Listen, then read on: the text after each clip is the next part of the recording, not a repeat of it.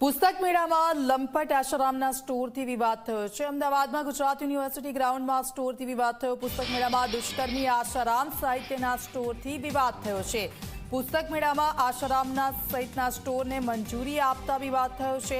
વિવાદ બાદ આયોજકોએ કપડાથી આ સ્ટોરને ઢાંક્યો। 31 અને 32 નંબરના જ્ઞાનગંગા નામના સ્ટોરને ઢાંક્યો છે। હજી સુધી પુસ્તક સામગ્રી સ્ટોરમાંથી હટાવવામાં નથી આવી, તેને લઈને વિવાદ। અર્પણ કાયદાવાલા અમારી સાથે ફોનલાઈન પર જોડાઈ ગયા છે। અર્પણ, પુસ્તકો જ્ઞાન આપવાનું એક માધ્યમ છે અને જે રીતે આ સ્ટોલ ઊભો કરવામાં આવ્યો છે, આશારામના પુસ્તકો છે, વિવાદ બાદ પુસ્તકો હટાવવામાં આવ્યા। દીક્ષિતા, વિવાદ એટલા માટે થયો છે કે જેને કોર્ટે દોષિત દુષ્કર્મના કેસમાં તે જેલમાં સજા કાપી રહ્યો છે તેવા લંપટ આશારામના જે જ્ઞાન આપતા કથિત જે પુસ્તકો છે તેનો સ્ટોલ ગઈકાલે મુખ્યમંત્રી ભૂપેન્દ્ર પટેલના હસ્તે જે પુસ્તક મેળાનું આયોજન થયું તેનામાં લગાવવામાં આવ્યો છે। એટલે હાલ આ સ્ટોલને લઈને વિવાદ ઉઠતા, ચર્ચા ઉઠતા હાલ તો તંત્ર દ્વારા ઢાક પીછાડો કરવાનો પ્રયત્ન કરવામાં આવી રહ્યો છે અને સ્ટોલને ઢાંકી દીધો હોવાની હાલ માહિતી મળી છે, પરંતુ હજી પણ પુસ્તકોનું વેચાણ ચાલુ છે તેવું જાણવા મળી રહ્યું છે। એટલે હવે જોવાનું એ રહે છે કે વહેલામાં વહેલી તકે ક્યારે તે સ્ટોલ બંધ કરી અને પુસ્તકોનું વેચાણ પણ બંધ કરવામાં આવે છે। દીક્ષિતા, બિલકુલ આભાર અર્પણ સમગ્ર વિગત બદલ। તો અમદાવાદમાં ગુજરાત યુનિવર્સિટી ગ્રાઉન્ડમાં સ્ટોરથી વિવાદ થયો છે। પુસ્તક મેળામાં દુષ્કર્મી આશારામ સાહિત્યના સ્ટોરથી વિવાદ થયો છે। વિવાદ બાદ સ્ટોરને ઢાંકી દેવામાં આવ્યો છે, પણ હજી પણ અંદરખાને પુસ્તકોનું તો વિતરણ થઈ રહ્યું છે, પુસ્તકો તો વહેંચાઈ રહ્યા છે। ત્યારે સવાલ થાય છે કે લંપટ આશારામની ભક્તિમાં કોને રસ છે? જે પ્રકારનું કૃત્ય કર્યું છે, એક બાજુ જેલમાં છે અને બીજી તરફ આ રીતના પુસ્તકો કે જેનું વેચાણ થઈ રહ્યું છે, લોકો લઈ પણ રહ્યા છે। પુસ્તક મેળામાં લંપટ આશારામના સ્ટોરથી વિવાદ થયો છે। હજી સ્ટોરમાંથી સામગ્રી હટાવવામાં નથી આવી અને તેને લઈને રોષ થઈ રહ્યો છે। સૌથી પહેલા તો એ કે આ સ્ટોર માટે કોણે પરવાનગી આપી, આ સ્ટોર લગાવવામાં આવ્યો, તેને પણ આ અંગેની જાણ હશે, તો જાણ હોવા છતાં આ સ્ટોર લગાવવાની પરવાનગી કેમ આપવામાં આવી?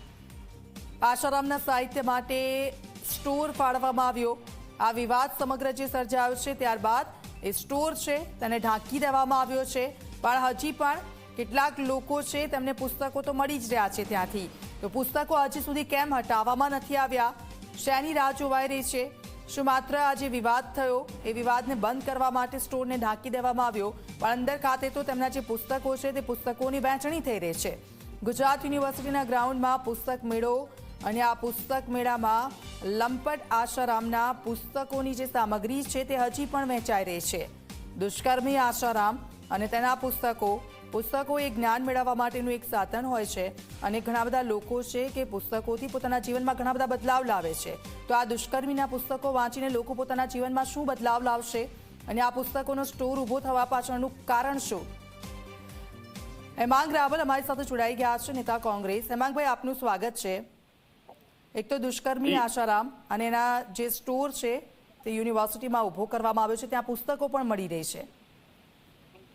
દીક્ષિતા, આ હકીકતમાં જે પ્રમાણે બુક ફેર છે, વાઇબ્રન્ટ ગુજરાતનો ગુજરાત સરકારનો લોગો લાગેલો છે અને આ પ્રમાણેના બુક ફેરની અંદર આવા પ્રમાણે જે લોકો અત્યારે દુષ્કર્મના કેસની અંદર અત્યારે જેલમાં હોય અને એમના આ પ્રમાણે સ્ટોર ખોલવામાં આવે તો મને લાગે છે કે આ એક પ્રકારની ગુનાહિત બેદરકારી છે અને આ ગુનાહિત બેદરકારી ચલાવી ના લેવાય।